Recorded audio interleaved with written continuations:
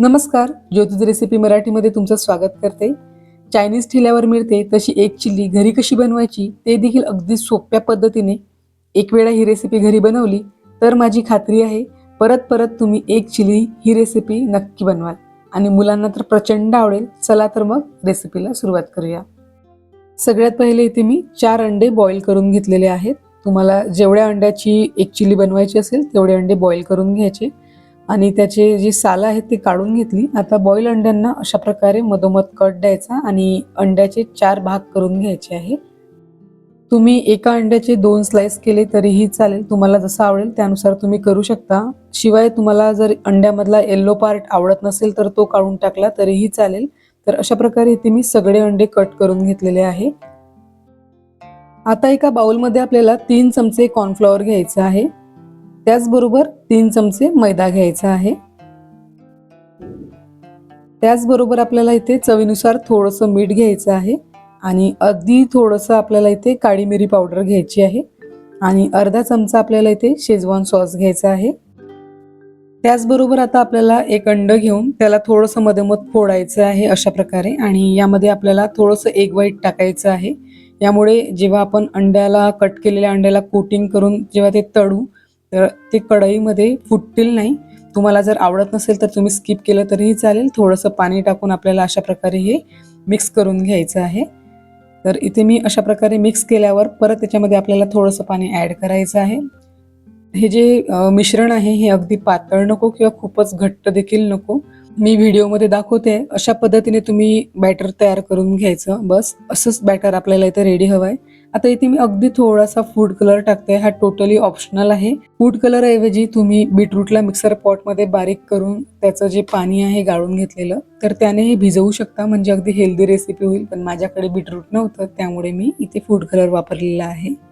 आता एका डिशमध्ये आपल्याला अशा प्रकारे मैदा पसरवून घ्यायचा आहे आणि आपण कट करून घेतलेली जी अंडी आहे त्याला मैदा अशा प्रकारे कोट करून घ्यायचा आहे।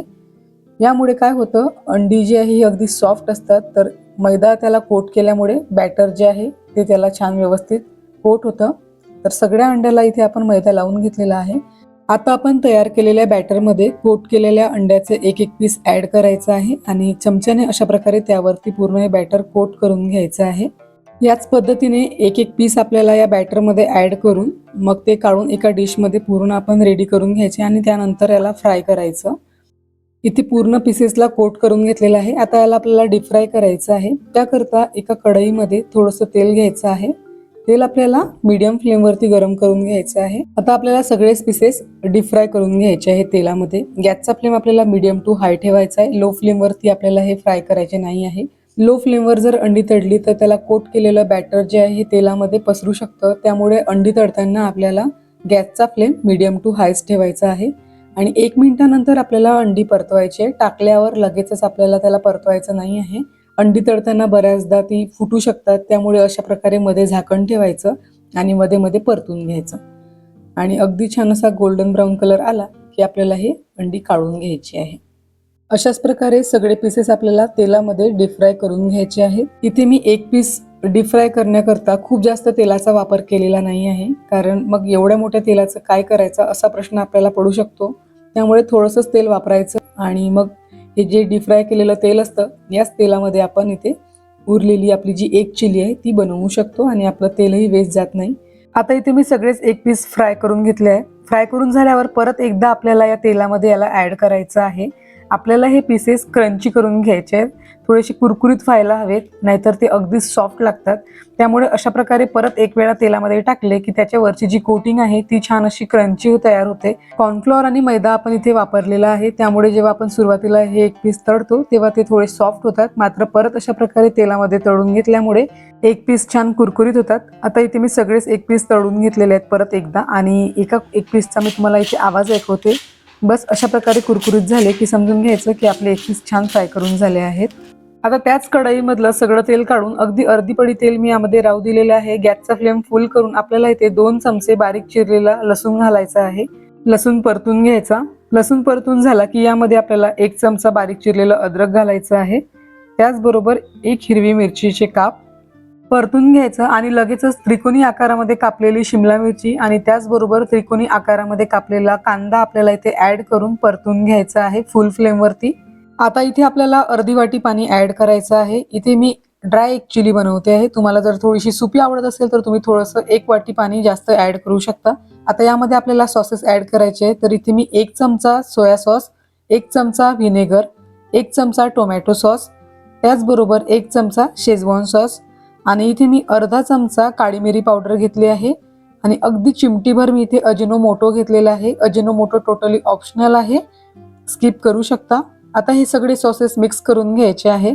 अशा प्रकारे सॉसेसला छान उकळी आली की लगेचच आपल्याला एका वाटीमध्ये चमचाभर कॉर्नफ्लॉवर घ्यायचा आहे, त्यामध्ये थोडंसं पाणी ऍड करायचं आहे, मिक्स करून घ्यायचं आहे।